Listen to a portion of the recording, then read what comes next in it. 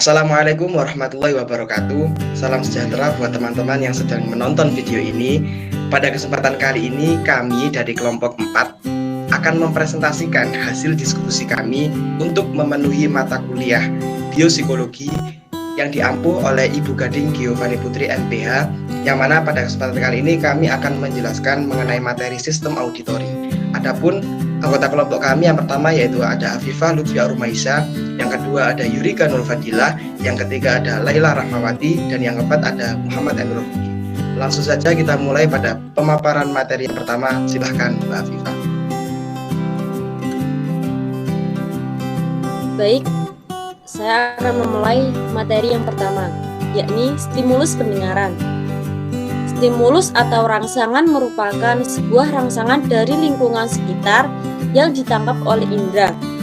Nah, kontak antara indera dengan stimulus inilah yang kita sebut sebagai respons. Dan di saat inilah terjadi proses stimulus. Lalu, mengapa kita bisa mendengar? Hal ini disebabkan karena pusat pendengaran di otak bagian temporal menerima impuls listrik dan diterjemahkan oleh otak sebagai suatu suara.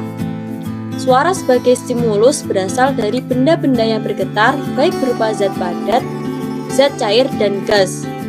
Getaran benda akan menggetarkan partikel-partikel di udara sekitarnya.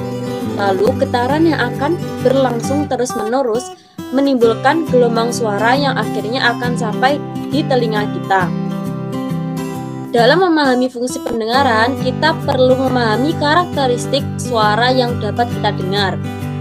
Manusia hanya mampu mendengar suara dengan frekuensi 20 hingga 20.000 Hz. Manusia paling sensitif terhadap nada dengan frekuensi 1000 hingga 4000 Hz. Selanjutnya yaitu beberapa bentuk persepsi dalam sistem auditori. Yang pertama ialah perception of pitch persepsi. Tinggi rendahnya suara berdasarkan tinggi rendahnya frekuensi gelombang suara melalui dua proses berikut ini. Yang pertama ialah place coding, atau suara dengan frekuensi tinggi dikode oleh neuron yang aktif atau otak. Yang kedua ialah rate coding, atau suara dengan frekuensi rendah kurang dari 200 Hz dikode oleh neuron yang melepaskan sinaps sesuai dengan pergerakan apikal dan basiliar membran. Yang kedua ialah perception of timbre manusia. Dapat membedakan berbagai campuran warna suara yang kompleks. Contohnya, kita dapat membedakan bunyi yang dihasilkan dari piano atau trompet. Karena dua instrumen musik tersebut menghasilkan bunyi dengan warna suara yang berbeda. Yang ketiga ialah perception of spatial location. Manusia dapat menentukan lokasi sumber suara. Yang keempat ialah perception of environmental sounds. Perception of environmental sounds merupakan persepsi tentang identifikasi pola suara. Daerah korteks yang mengaturnya terletak di hemisfer kiri, tepatnya di lobus temporal. Materi selanjutnya akan disampaikan oleh teman saya. Baik, materi selanjutnya saya akan membahas tentang anatomi pendengaran. Bagian-bagian telinga ada 3, yaitu yang pertama telinga luar, telinga tengah, dan telinga bagian dalam. Yang pertama yaitu telinga bagian luar. Telinga bagian luar terdiri atas daun telinga, terbentuk oleh susunan tulang rawan yang memiliki bentuk khas dan berfungsi untuk memusatkan gelombang suara yang masuk ke saluran telinga. Saluran telinga luar, dalam bagian ini terdapat kelenjar sudorifera, yaitu kelenjar yang dapat menghasilkan serumen atau bahan mirip lilin yang dapat mengeras. Serumen ini menjaga telinga agar tidak banyak kotoran dari luar yang masuk ke dalam. Juga dapat menghindari masuknya serangga karena memiliki bau tidak sedap. Lalu gendang telinga atau membran timpani, bagian yang berfungsi untuk menangkap gelombang suara. Yang kedua yaitu telinga bagian tengah. Telinga tengah merupakan rongga yang berisi udara dan menjaga tekanan udara tetap seimbang. Telinga bagian tengah terdiri atas 3 tulang pendengaran utama, yaitu martil, landasan, dan sangudi. Tulang-tulang ini dihubungkan oleh sendi dan saling berhubungan satu sama yang lainnya, sehingga memungkinkan tulang-tulang ini dapat bergerak. Rangkaian 3 tulang yang sedemikian rupa ini berfungsi untuk mengirimkan getaran yang diterima dari membran timpani pada telinga luar menuju ke jendela oval telinga dalam. Pada telinga bagian tengah terdapat tuba eustachius, yaitu bagian yang menghubungkan telinga dengan rongga mulut. Tuba eustachius ini berfungsi untuk menyeimbangkan tekanan udara antara telinga bagian luar dengan telinga bagian tengah. Yang ketiga atau yang terakhir yaitu telinga bagian dalam. Telinga dalam terdiri atas bagian tulang dan bagian membran. Telinga dalam disebut juga sebagai labirin karena bentuknya. Labirin tulang telinga dalam terbagi menjadi 3, yaitu koklea atau rumah siput, berbentuk seperti tabung bengkok ke belakang, lalu berlilit mengelilingi tulang dan membentuk seperti kerucut di ujungnya. Koklea berfungsi sebagai reseptor karena memiliki sel-sel syaraf di dalamnya. Yang kedua yaitu vestibuli. Vestibuli adalah bagian yang terdiri dari sakula dan utricula. Yang terakhir yaitu kanalis semisicularis atau saluran setengah lingkaran. Merupakan saluran setengah lingkaran yang terdiri dari 3 saluran yang tersusun menjadi satu kesatuan dengan posisi yang berbeda-beda. Untuk anatomi pendengaran cukup sekian dan akan diteruskan oleh teman saya. Ya, terima kasih. Saya akan melanjutkan mengenai mekanisme proses pendengaran. Nah, dimulai pada adanya gelombang bunyi atau gelombang suara sebelum masuk ke telinga.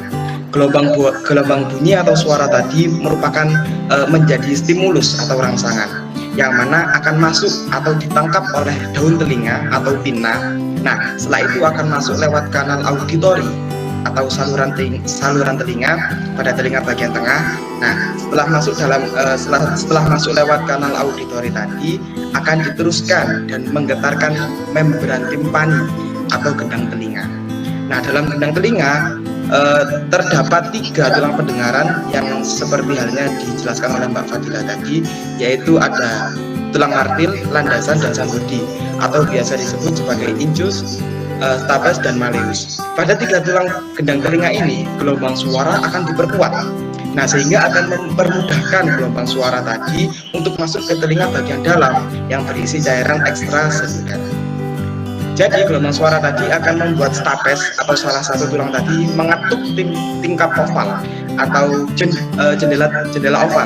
Nah, setelah itu gelombang suara akan masuk menuju ke dalam koklea atau rumah siput yang di dalamnya itu terdapat organ korti yang dimana ia memiliki ribuan reseptor di sana yang berfungsi dalam proses stimulus dalam gelombang suara yang menjadi impuls atau sinyal elektrokimia. Jadi gelombang suara tadi menjadi impuls atau sinyal elektrokimia. Setelah itu impuls tadi atau gelombang suara tadi akan diteruskan dari sel rambut ke saraf auditori menuju neurotransmitter. Setelah itu impuls atau gelombang suara tadi akan diteruskan ke saraf pusat pendengaran di otak. Ya, tepatnya di lobus temporal. Nah, pada korteks auditornya. Setelah itu gelombang suara atau impuls masuk ke otak dan diresap atau dipersepsikan melalui saraf otak yang menjadi nada atau suara. Selanjutnya akan dilanjutkan oleh teman saya.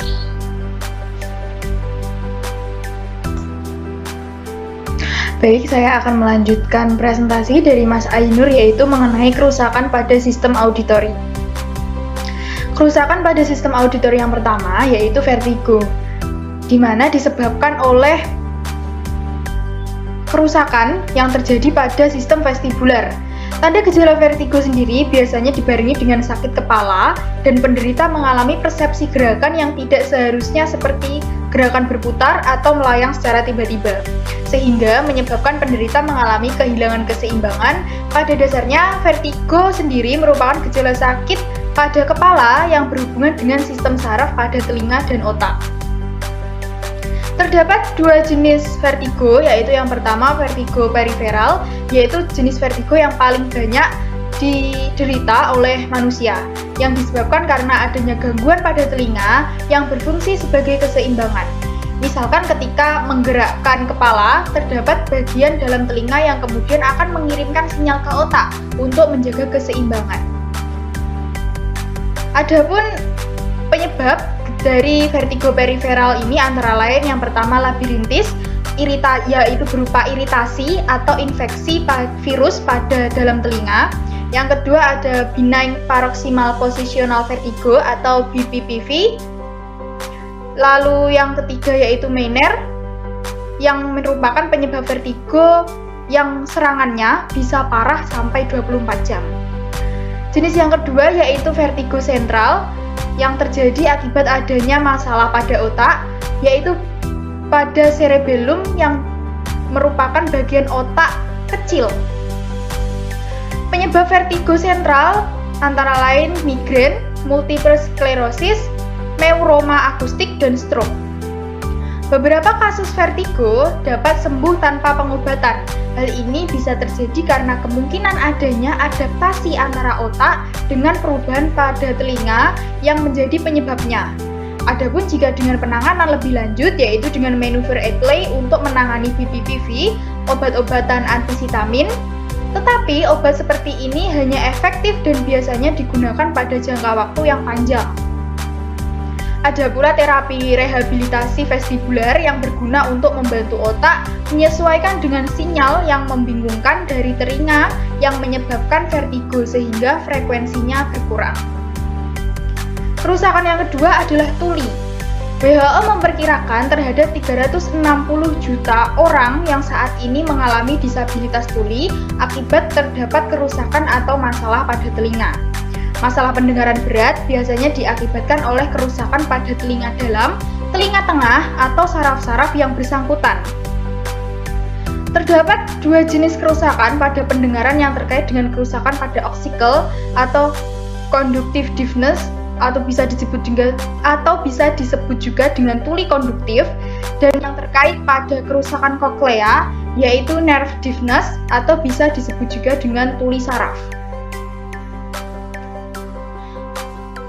Orang yang menderita tuli saraf dapat ditolong dengan mendapatkan implantasi cochlear atau cochlear implants yang membantu untuk membypass kerusakan pada sel-sel rambut auditori dengan mengkonversikan bunyi-bunyi yang diambil dari mikrofon telinga pasien menjadi sinyal elektrik yang kemudian dibawa ke dalam koklea oleh bundel elektroda. Sinyal-sinyal inilah yang membangunkan saraf auditori. Namun meskipun begitu, implan koklea ini cukup membantu pendengaran, tapi tidak dapat mengembalikan pendengaran dalam kondisi yang normal.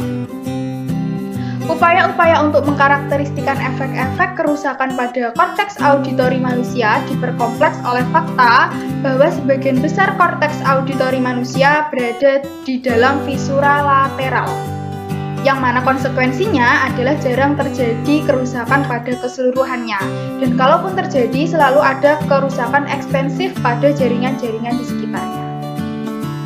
Selanjutnya saya serahkan kepada moderator. Baik, terima kasih. Sekian presentasi dari kelompok kami. Mohon maaf apabila ada kesalahan dari kami. Kami berharap kita semua bisa memahami mengenai sistem auditori. Terima kasih atas perhatiannya. Wassalamualaikum warahmatullahi wabarakatuh.